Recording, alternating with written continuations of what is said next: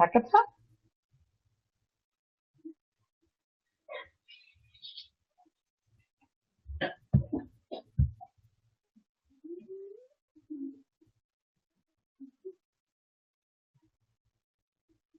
Hello?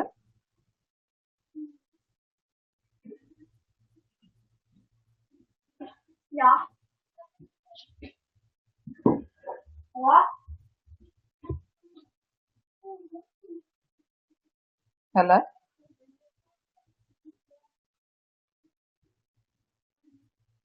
Hi, Mark.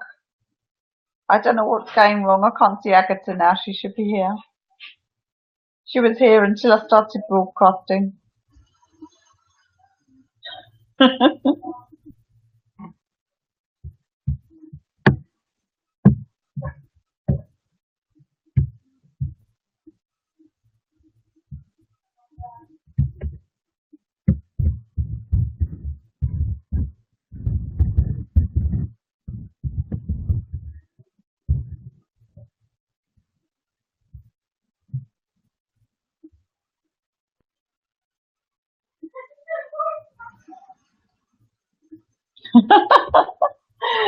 This is, I love technology. It's always so much fun.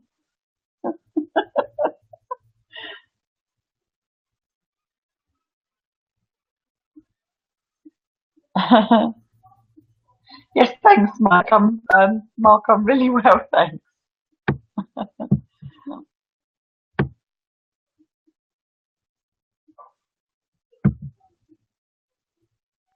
Well, it's supposed to be Agata's chat show. I'm supposed to do a show well, in fact, I did a show on Tuesday with Cheryl, which was brilliant, and Cheryl's amazing.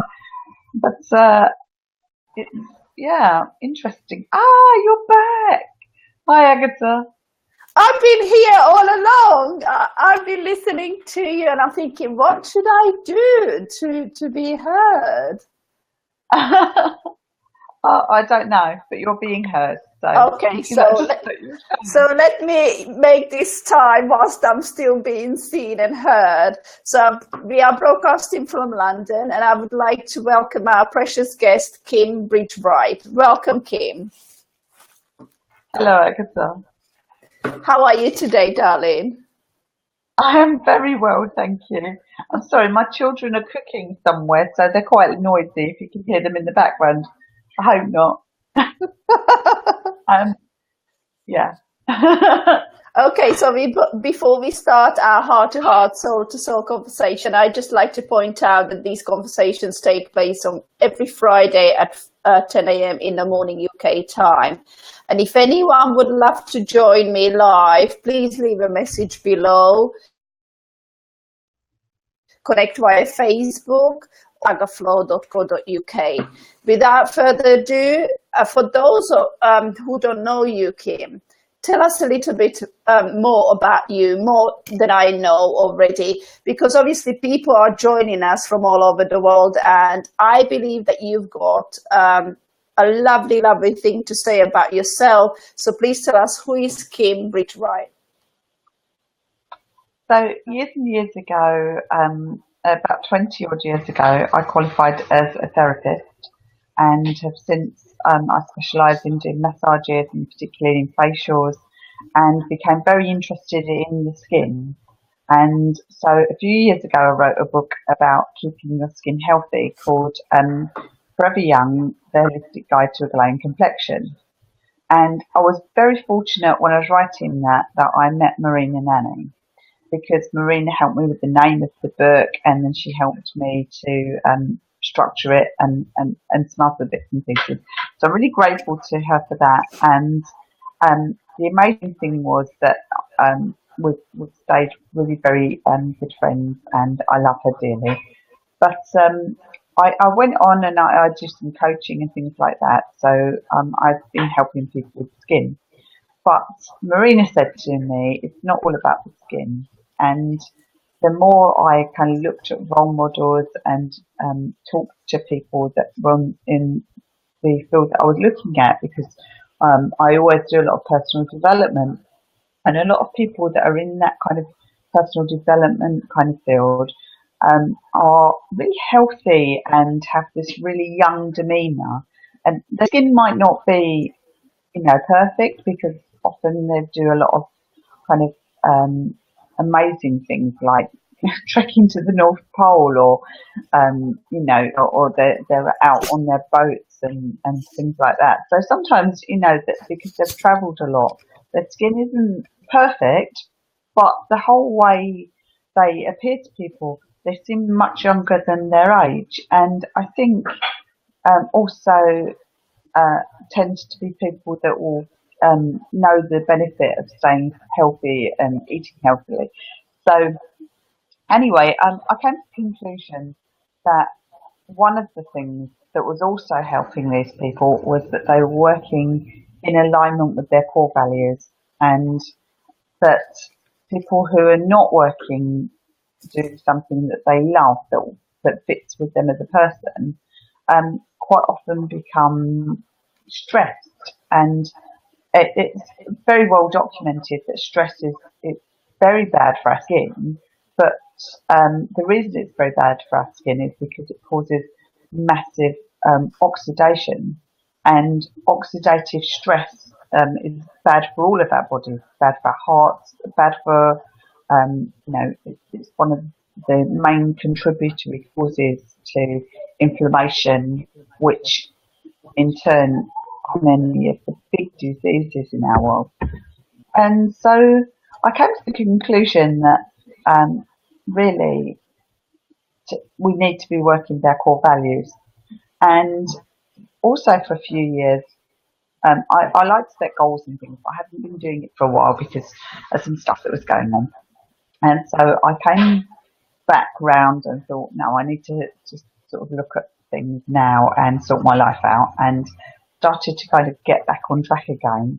And I felt that I was moving forward again, and started to kind of go to events and things. And Marina had been away for a few years, and she came back.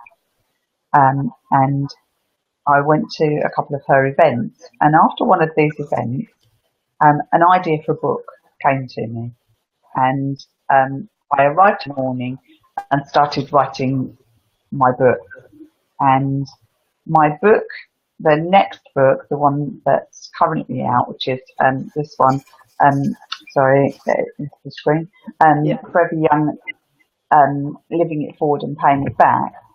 And this one's literally about that. It's about how to kind of identify where we want to go in our lives, and to kind of create a route map, if you like, to head there. And it's got tools in there to help us stay on track. And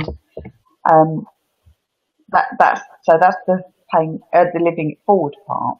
But the paying it back part is that I really believe, and when I've looked at people that do kind of tithing, whether it be tithing with our time or tithing with money, those people that are paying it forward, if you like, seem to have a lot more success in life and be a lot happier. So the second part of my book is about an idea I had to help people, because I think helping people is a great way of tithing. I've always done a lot of charitable things, and worked with St John Ambulance for a long time, where I was going and volunteering to help people do first aid and things like that. So anyway, so the second part of my book is about the Forever Young Circle, which I've set up, which it was supposed to have gone live already, but it's kind of not quite there yet. But it is a work in progress. And that's to help entrepreneurs, solo entrepreneurs and small business owners to feel that they're not working alone, that we're working with, alongside, not necessarily with, but beside other people with similar values. And so, yeah, so that's my latest thing. I'm really pleased that you've mentioned the values part, because I also am a strong believer in knowing and finding the highest values and live by them. I know that it's easy, to say that you need to find your core values, but I feel that when I do something that I love, there is no more stress involved. It's why I think, but this is just my view, people are going through stress, whether at work or in their time, that they invest in different things, is because they tend to follow what somebody else is following, not their own path, not their own values, not their own intentions.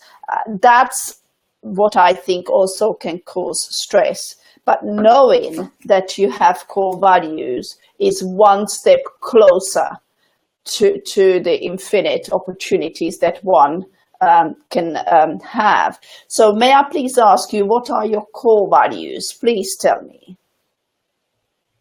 I think I'm a very caring person, and I love to help people, and that can take many different forms for me. It can be with my physical kind of hands-on therapies, or it can be by coaching them and helping them to kind of find their way through difficulties or towards a new path. But also, when I'm doing charitable things, that I think anything where I'm just there supporting people, that's where I feel most kind of comfortable, and that I'm doing the most good, I think. And since you love helping people and supporting people, do you also love receiving the help and support from others? Is that balanced out? I do, yeah. I think I can be guilty, if you like, of sometimes thinking that somebody's job that they've done might not be as good as my standard, and so I sometimes end up taking over doing things. But Yeah. um, yeah, that's perhaps a bit naughty of me, because I think it's really important for other people to feel, you know, if I feel good helping people, then I know that makes other people feel good. So I think it's very important to let people help you, and to not feel that you have to be in control of every single part. But it's sometimes difficult to let go, isn't it? Hmm. That's the challenge, I guess, we all have to deal with and overcome. And so what were the events that brought you to this place or to this stage of your life? Share with us briefly, I, what were the events? I think I wouldn't have ended up where I am now if I hadn't have gone through a process of doing um, lots of personal development. And what brought me to personal development in the first place was I got involved. I was asked when I was very, very young to join a network marketing business, which I never made any money out of. But I read amazing books. I read Think and Grow Big, and uh, the other one, the Dale Carnegie one, about how to win friends and influence people. And did I say Think and Grow Rich? I read that. And another one, which I've not been able to lay my hands on for years, called Rhinoceros Success, which was about kind of pointing your nose in the right direction and just aiming where you want to go. And Being Happy by Matthew Arnold, I think. Matthew Arnold. So I read lots and lots of self-development books. Oh, Jonathan Livingston Seagull and some of the other books by Richard Bach as well. And I think if I hadn't have gone down that path, I wouldn't have ended up where I am now. But also I trained as a teacher. Before I trained as a therapist, I trained as a teacher. And so that's where my love, I've always loved reading, but I did, as part of my course, I did creative writing, and I think that also led me to want to write books. So I think that was the other thing. So together, those things, and then doing the therapy for years as well led me to the book that I ultimately started with. Was there any point in your life when you thought, okay, I need to change direction because I don't think I'm going the right way? Yeah. When I was teaching, I love teaching people who are motivated, enjoy what they're doing, want to be in the room with you, and are learning something that they think is of value. But as a school teacher, that's not often the case. There are very few children in that class that want to be there, want to be learning what you're teaching. And also, I don't understand why. I was always told when I was teaching in primary school, you never class teach. It's very bad practice. You should always have all of these different sort of satellite activities going on.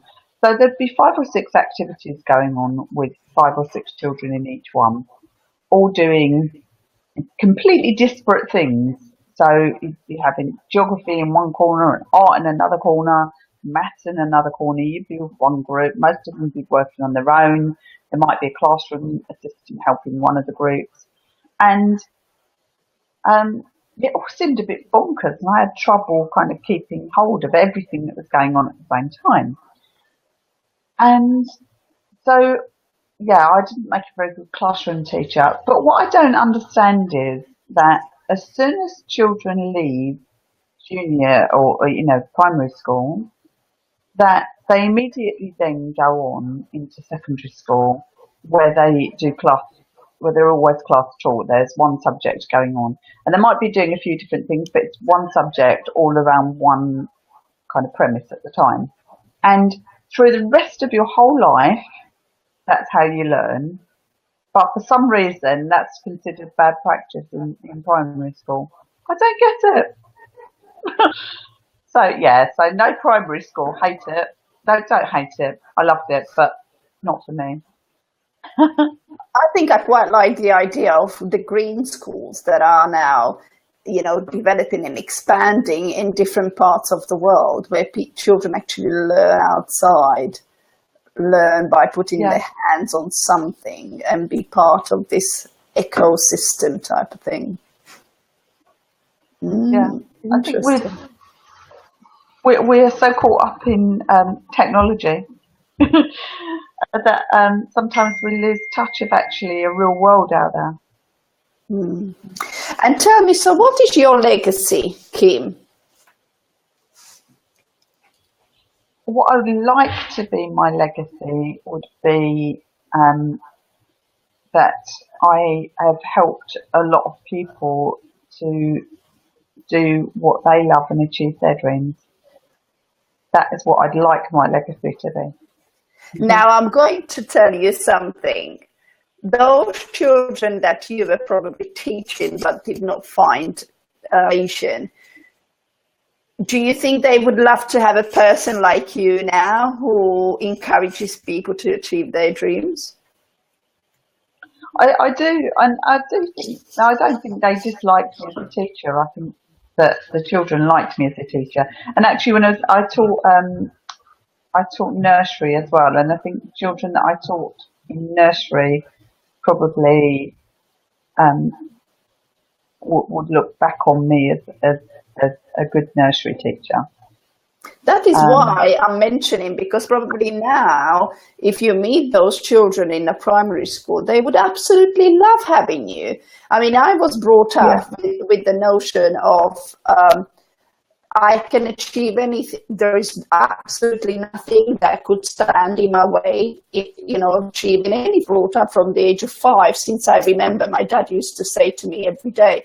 And now, being a person who you are, so knowledgeable, so experienced, with an intention in mind of helping people achieve their dreams, those children will probably absolutely love to have you there now and share your life journey. yeah, yeah. Some of the children I was teaching in nursery school, because that was about 18 years ago now. Not 18 years ago, about 14 years ago now. Because I left when I had my first daughter. No, I didn't. I left when I had my second daughter. But my first daughter's the age of the children that I was teaching now. So a lot of them are 18 and about to go off to university. So yeah, You could be show my actually age. a great icon for them. Kim, share with me what's evolving in your life right now. I know there are probably a few things that you may not be willing to share, but perhaps there are some that you can now talk about. What is it that you're working on, your plans, your future projects, if you like? At the moment, I've got a few goals I'm working towards, and I'm looking. There's a new business that started that I'm probably going to kind of work with a bit. Another networking business, but that's going to be very much. I think John's project. I'm just going to be supporting him with that. But for me, myself, I I really want to create the Forever Young Circle that we're talking about that has been in the pipeline for a little while. And I'm about to go on holiday, so that definitely won't be up until I get back. But I'm hoping that because my vision for it when I first created it was slightly different, and I've been working on ways of making it work better for other people. Um, so that's why it's not gone up yet. But hopefully, in when I get back after my holiday, by the end of August, hopefully it will be up and running. And what I'd like to do is invite people to come on and join, and it's going to be completely free for everybody to join. And I'm going to be running events such as like masterminding events and things like that. So I um, I want to invite people to come along and see what it's all about. And hopefully I'm going to be having a book club running, reading other authors' books because you know yourself, we know quite a lot of authors. So yeah, that's my plan for the next few months is to get that really working well and to do some masterminding with people and just get people working together and find how we can support and help each other. And what would be the reason, let's say, I would want to join this group? What is the value that I could take away from this group? Please tell me. What the platform's intended to showcase you as an individual and as an entrepreneur or a business owner and have some kind of links or little video clips, whatever you want, to help people to understand who you are. And I'm hoping to have a little place where people can put a small piece of training that will help people to understand whether what you offer is something that will suit them as a person or somebody that they know. So hopefully to create a kind of platform for entrepreneurs so we can all see what each other does, because we all do different things, and sometimes we need support with something, or we support somebody else with something, or somebody knows somebody who would benefit from what somebody offers, and just don't know that the other person offers it. So by having that there, so we can all see, it's very obvious what everybody does, then hopefully we can find ways of promoting each other, supporting each other, using each other's um, strengths and supporting each other's weaknesses. And as you probably already know, I run monthly empowered group meetings with ladies who come and join. It's not a big group, it's a small group, but what my intention is with each group that meets is to create this supportive community, small community of women who can call each other, support, empower each other, and just be there and contribute to the other person's life. I think in small communities, it's almost like a living organism that can support itself. So there is no need to look for support somewhere else, but you get that within that small group. I often found that ladies are more than willing to support each other, and I'm very, very pleased to be part of this almost like a movement. But I want to ask you something now, Kim. We tend to minimize our dreams. We tend to minimize our goal. Oh, I can only go this far. I don't really want to see what's beyond. I am going to ask you the question, what do you see beyond your dreams, beyond what you're planning to do in the next few months? Is there a vision bigger than just those couple of months ahead?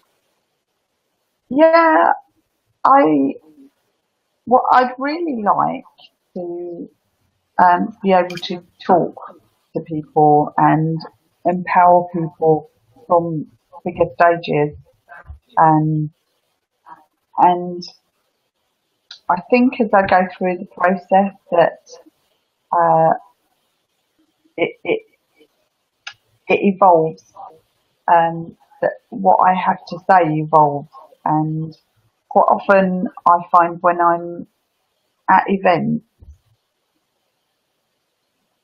I will walk into the event knowing that these are the things I have in mind to talk about today, and that other people will be saying things that resonate completely with what I had in mind to talk about. It's very strange. I don't notice that in other walks of life particularly, but I've noticed at our little events that sometimes people will be talking about connecting, and that will be what I thought about talking that day, and other days they'll be talking about seeing a bigger vision. It's very odd. It's kind of like there's a zeitgeist going on at these events, and that we all kind of tune into it at the same time. And so I think the events become very, very powerful because of that. And so I think that although I might have ideas about what I'll be talking about, or how I could help people today, that whatever it is will be so much bigger by three months' time.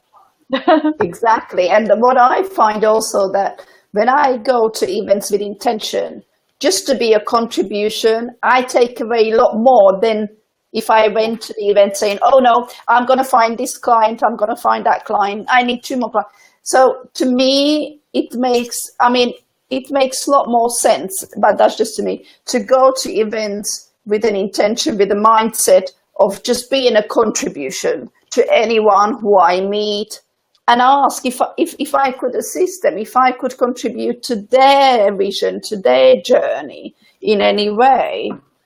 That to me always feels a lot more, not only comfortable, but that's the value that I have, my highest values that I live by.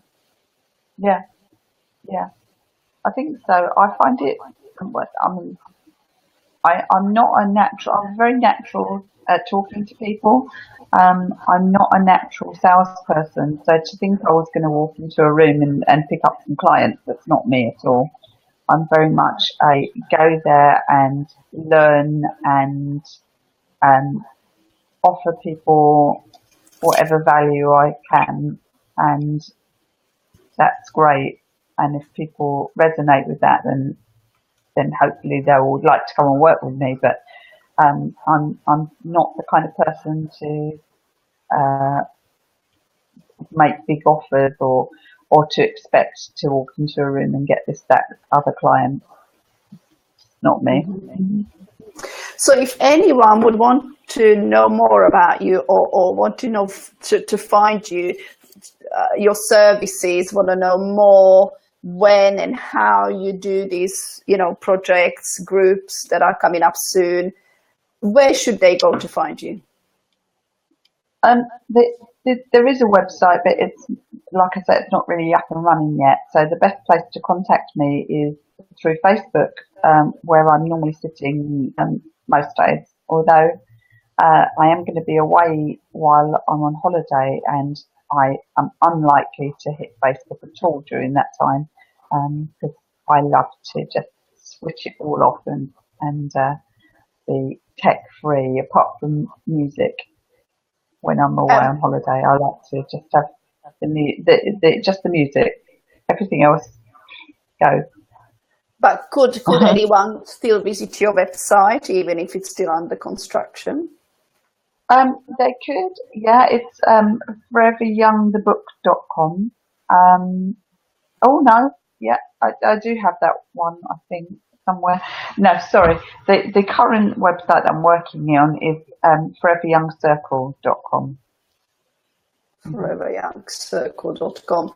And would you like to share your email address if somebody wanted to drop, short line? They can. I don't know. I didn't mention it, but because I've been working with W.O.R.K.S, I'm currently helping create the Sovereign magazine.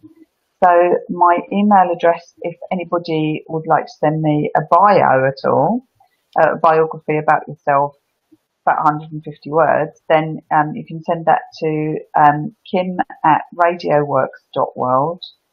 And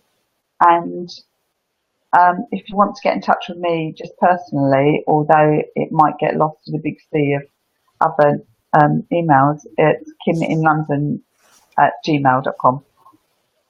Kim in London? Mm-hmm. Yeah, I was in London at one point and I had my email forever, so yeah. Although I'm in Hertfordshire now. Oh, okay. So kiminlondon@gmail.com. Yeah. Wonderful.